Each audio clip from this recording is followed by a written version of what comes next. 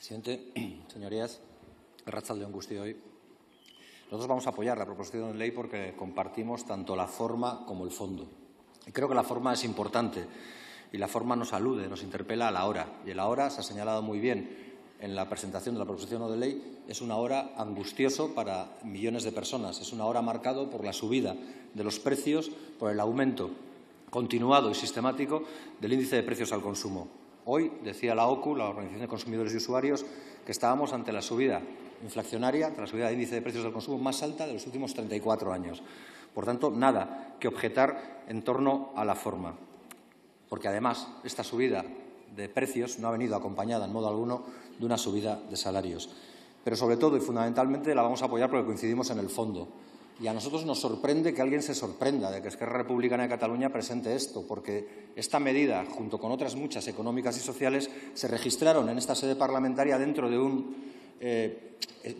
borrador que se llama Plan de Choque de Medidas Económicas y Sociales, que incluía medidas económicas, sociales y, en este caso, energéticas, que firmaban Esquerra Republicana de Cataluña y Euskal Herria Bildu. Era tan sencillo como mirárselas, porque muchas de las iniciativas contempladas en la proposición de ley vienen de ahí. Es decir, ahí se recogía la necesaria subida de los salarios para equipararlos al índice de precios al consumo.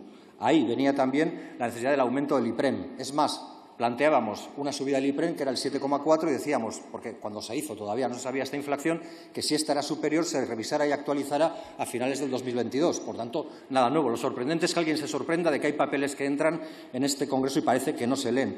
Pero también se hablaba de reformular lo que tiene que ver con la categoría de persona vulnerable, porque lo que antes se podía hacer con un dinero ahora no se puede hacer porque ha subido el precio de las cosas y, por tanto, la vulnerabilidad de las personas ha crecido. Y también se hablaba de la prohibición de la cláusula de descuelgue para los empresarios en los convenios para descolgarse de aquello que tenía que ver con las subidas salariales. Ya ven, nada nuevo, pero seguimos percutiendo en lo mismo.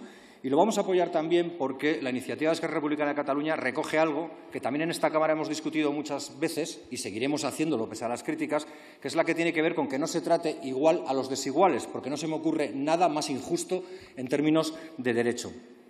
Y no es igual la situación ni los precios que se viven en cada comunidad autónoma. Y lo que pedimos es que se nos deje a las comunidades autónomas adecuar, adaptar, modular tanto el salario mínimo interprofesional como lo que tiene que ver con los índices de precios al consumo a la realidad que vivimos, para que no se devalúen las condiciones de nuestros ciudadanos y ciudadanas. Esto es reconocer la pluralidad o la plurinacionalidad efectiva del Estado español. Lo demás, palabras huecas. Esto sería empezar a reconocer que vivimos en un Estado plurinacional, que tenemos voluntad de ser solidarios todos con todas y todas con todos, pero respetando lo que cada uno de nosotros y nosotras es. Y nosotros seguiremos siendo solidarios, pero seguiremos, como nadie puede sorprenderle, peleando por lo nuestro.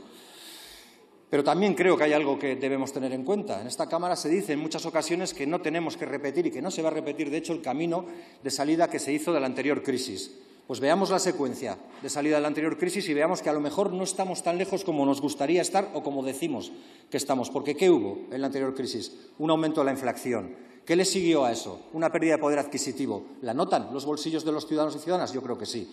¿Qué siguió a eso? Una congelación salarial. ¿No les suena a eso que llaman ahora pacto de rentas o de la congelación salarial para los trabajadores y trabajadoras del Estado español y también de Euskal Herria? ¿Qué le siguió? Una reducción del consumo, porque la gente no podía gastar lo que antes gastaba. ¿Y qué trajo esa reducción del consumo? Pues la caída de sectores industriales y de sectores económicos. Eso fue la crisis del 2008 y eso es lo que, por desgracia, podemos volver a repetir. Y también se nos decía entonces, y se dice ahora, que no se puede intervenir. Sí se puede. Si se regula el salario mínimo interprofesional, ¿por qué no se pueden regular en más cosas en el mercado del trabajo? También se decía que no se puede intervenir en el sector energético y aun a rastras se ha hecho, y en el bancario y se hará. Pero también se nos alude siempre al pacto de rentas. Y para nosotros el pacto de rentas, tal como se plantea, no es más que un eufemismo de la congelación salarial y del blindaje de los beneficios empresariales. Hablen mejor de pacto de salarios o pacto por salarios dignos y por beneficios suficientes. Y, cómo no, tenía que salir el mantra continuo del diálogo social. Para que me quede claro, todo lo que va con diálogo social es bueno y todo lo que vaya sin diálogo social es malo a partir de ahora en esta Cámara y ya desde el inicio de la legislatura, porque votaciones habrá, y veremos si en todas hay diálogo social para lo que hace el Gobierno. Pero termino con una cuestión. Hoy parece que toda Europa está mirando a Italia con recelo y con miedo, y es lógico. Y probablemente haya quien piense que el fracaso de lo que ha pasado en Italia para las izquierdas es que hemos mirado a las minorías. Me parece un análisis bastante erróneo y zafio. Yo creo que lo que nos ha pasado es que hemos estado mucho tiempo a la defensiva. Hace tiempo en esta tribuna dijimos y proclamamos que seríamos los del no pasarán. Yo creo que hay que pasar de esa fase, de esa pantalla, y pasar del no pasarán al no nos van a parar. Eso es lo que nos puede hacer poderosos en la izquierda. Gracias.